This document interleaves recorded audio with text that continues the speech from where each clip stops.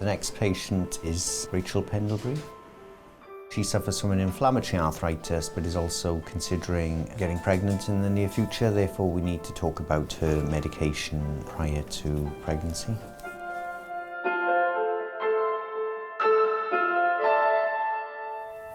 There are lots of things to talk about when it comes to planning for a baby, especially if you're living with rheumatoid arthritis. We got married in September 2018 and about 2 weeks later I started waking up with numb hands. It was very, very mild to begin with. It was just a little bit of tingling, almost as if I'd slept on it funny. But then it grew quite quickly. Only a year and 2-3 months ago, she physically could not walk without my assistance, and we're at least grateful that we are where we are. Liam was having to get me dressed in the morning and help me put my jeans on, or I couldn't wear things like tights anymore because I couldn't get the grip strength to pull them up. So for me, it was very, very quick.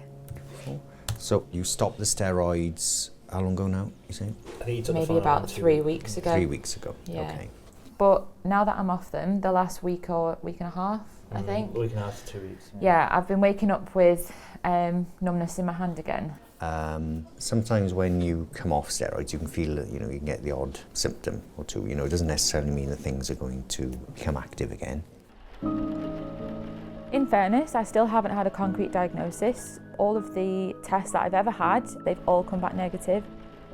Not necessarily having a blood test does not necessarily mean that you haven't got a problem, and you treat the patient, not the tests. And we were lucky that our consultant, Dr. Bevan, was fantastic. It's called a seronegative arthritis with me, and they will treat it as if the blood tests were complete and conclusive for that. After diagnosis, many people are prescribed a steroid to help reduce inflammation. That was a temporary solution, so once I'd had the steroid and I felt great for about 2 weeks, eventually I needed to start on methotrexate.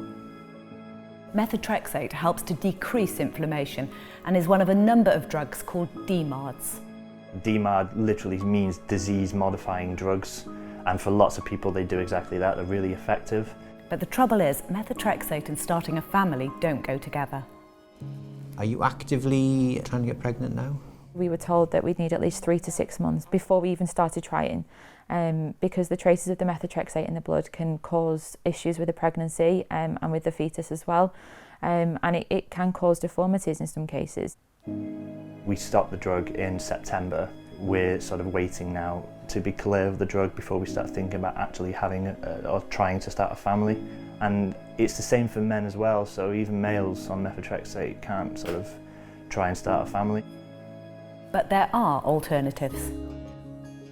I'm on now biologic injections, so I'll take that every 2 weeks. There are different injections. This is just the one that is suitable for pregnancy, but for me it really, really works. I don't have the tiredness, I don't have the pain in my hands, I can get dressed, I can do normal things, but it is a borderline thing. I still can't do anything strenuous.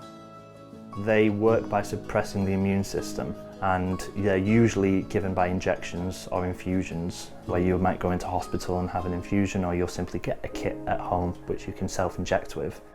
This drug, this biologic, has given us a bit more hope. With the methotrexate, there was no chance of even considering it. If it's too cold, then it's very, very painful, and if it's too warm, then it's probably not going to be quite as effective. So the idea is you just take it out of the fridge about an hour before. This is where my job is, just to, I'm the hand holder. Yeah. Right. Good, hold it. Good, keep holding. Good. And count to 5. 3, 4 and 5. There you go. Job There done. we go. And that'll it be stops fine. hurting straight away, doesn't it, pretty much? Yeah, stops hurting straight away. There we go, all done. Done for 2 more weeks. I just put my leg up. Yeah.